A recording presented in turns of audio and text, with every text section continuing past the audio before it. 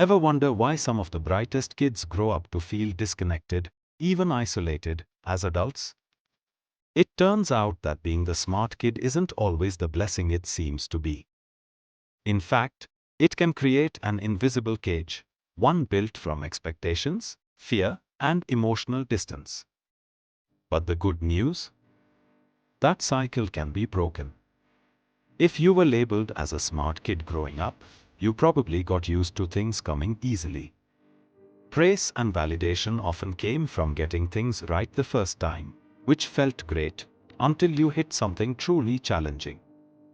Suddenly, your entire identity felt at risk. If being smart meant being effortless, then struggling meant what?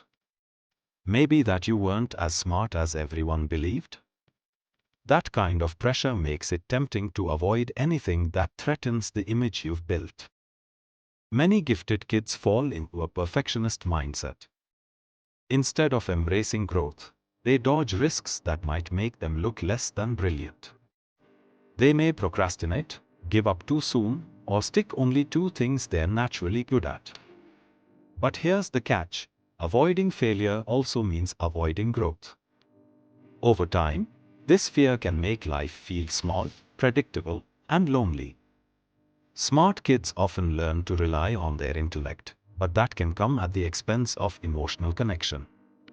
If your self-worth is tied to being the smartest person in the room, asking for help or showing vulnerability can feel impossible. And if you only value deep, intellectual conversations, you might struggle to relate to everyday, casual interactions. Over time, this emotional distance can turn into isolation, because people connect through feelings, not just thoughts. For some, loneliness breeds a sense of superiority as a defense mechanism. If you feel disconnected from others, it's easier to believe it's because you are just too smart for them, rather than admitting you are struggling. But this kind of thinking only deepens the divide. Intelligence doesn't guarantee happiness or connection, only emotional openness does. The way out of this cycle? It starts with letting go of the idea that intelligence equals effortless perfection. Real growth means embracing challenges, failing sometimes, and being okay with not having all the answers. True confidence comes from knowing you can struggle and still be valuable, not from avoiding struggle altogether. Smart or not, humans are wired for connection. But real relationships require vulnerability, not just intellect. That means allowing yourself to be seen, not as a perfect, all-knowing mind, but as a complex, evolving person.